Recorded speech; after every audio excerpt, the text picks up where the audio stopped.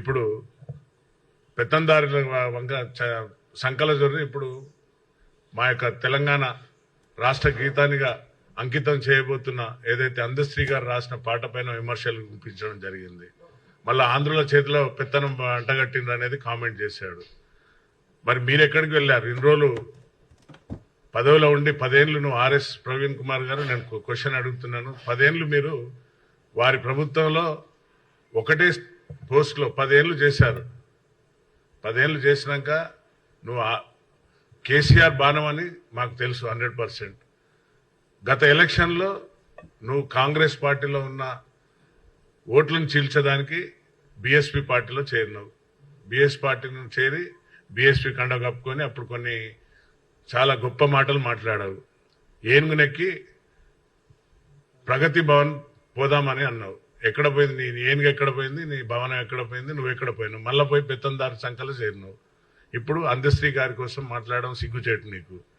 ఆయన ఒక చాలా నిరుపేద కుటుంబంలో పుట్టి స్వార్థం లేకుండా అతను రాసిన గీతాన్ని ఈరోజు తెలంగాణ ప్రభుత్వం గుర్తించి, మా యొక్క ప్రభుత్వం గుర్తించి దాన్ని తెలంగాణకు అంకితం చేయబోతున్న ఆ యొక్క తెలంగాణ గీతాన్ని వారికి పూర్తి స్వేచ్ఛనిచ్చారు మా ముఖ్యమంత్రి గారు అందశ్రీ గారికి.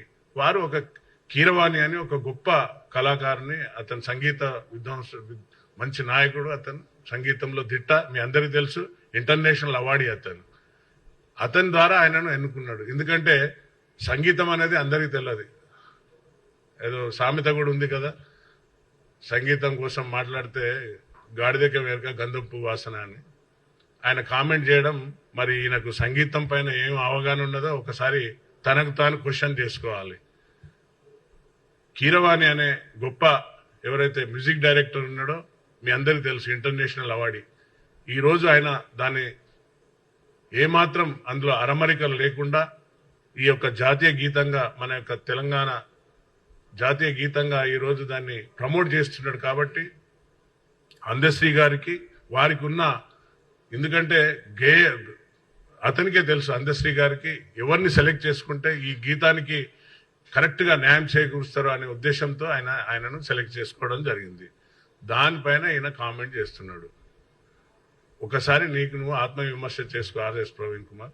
10 ఏళ్లలో ఉన్నప్పుడు నువ్వు ఏం చేసినావు?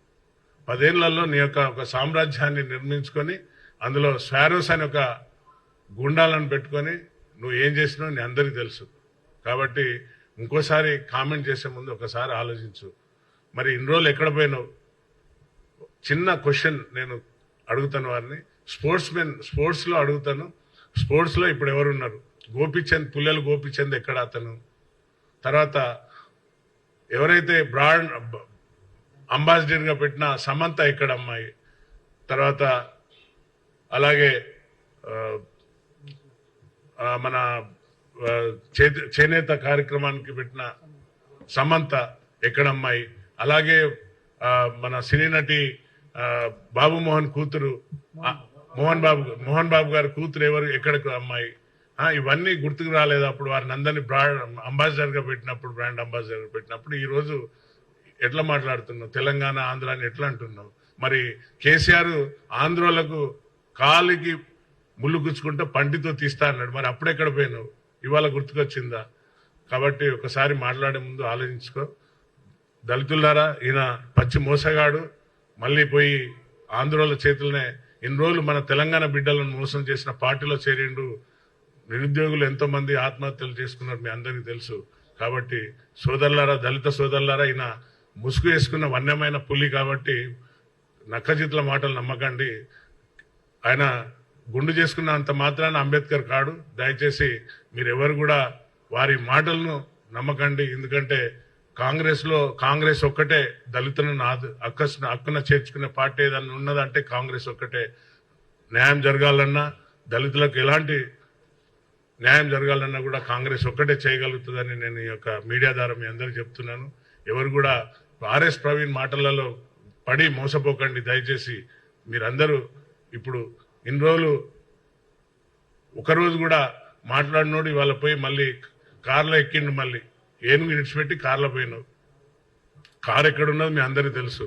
కాబట్టి దయచేసి సోదరులారా, ఎవరు కూడా వీరి ఆర్ఎస్ ప్రవీణ్ కుమార్ మాటలలో పడి మీరు మోసపోకండి విద్యార్థి లోకల్లారా.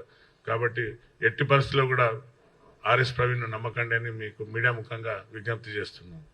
Thank you.